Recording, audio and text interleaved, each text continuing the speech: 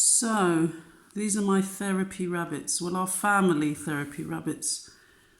For me and my kids.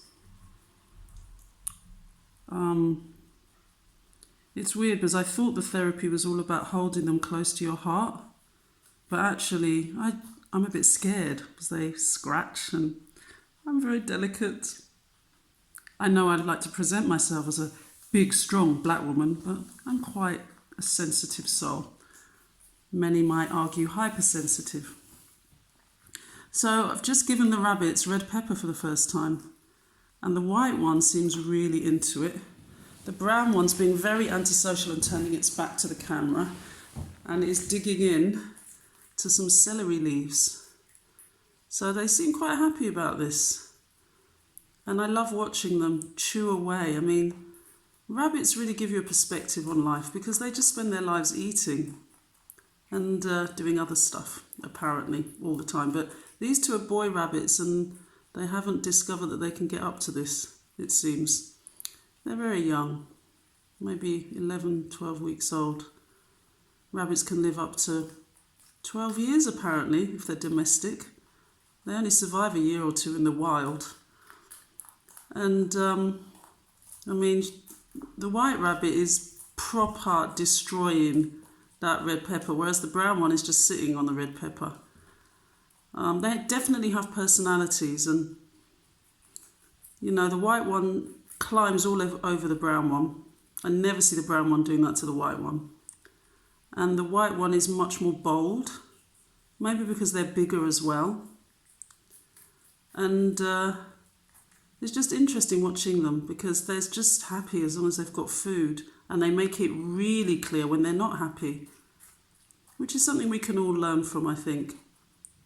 I'm definitely happy when I've got food, particularly food that I like. And these rabbits are even picky. Courgette is supposed to be very good for rabbits. It doesn't cause them gas problems and all the other stuff. Now the brown one's going to try. Ooh! And this is what they do after. They do this cleaning thing religiously. It's a ritual set in their DNA for millions of years. Isn't it amazing? And they're still doing it. Whereas us humans, I don't know if we've got this kind of programming with DNA in the same way, because we defy a lot of whatever we define as natural. It seems to be in our DNA to defy what might be deemed as natural. I don't know what's natural anymore. So there's a little ice cream for them to play with, but they have no interest in that. I bought that yesterday. So I think they've had enough now and they've got energy. So it's time to hop around, explore the living room, do a bit of stretching. And they're beautiful to watch because they're easily contented. This is something I can learn from. We can all learn from. Get some good food that's good for you and food that feels good. And I know it's hard to get the Venn diagram right with that, where the two things overlap, that it's good for you and it tastes good.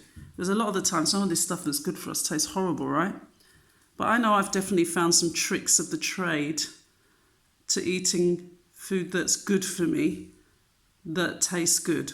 Although I still have to indulge in the food that's bad for me. Of course. Because that's actually good for me too. It's all about a balance, right? Isn't that what they say? So, those are my rabbits. My wordless therapy. Unfortunately, you've had to listen to my words, so it probably hasn't been that therapeutic. But you know what I could suggest? Look how energized they are now. What I could suggest is switch off the sound and just watch the rabbits.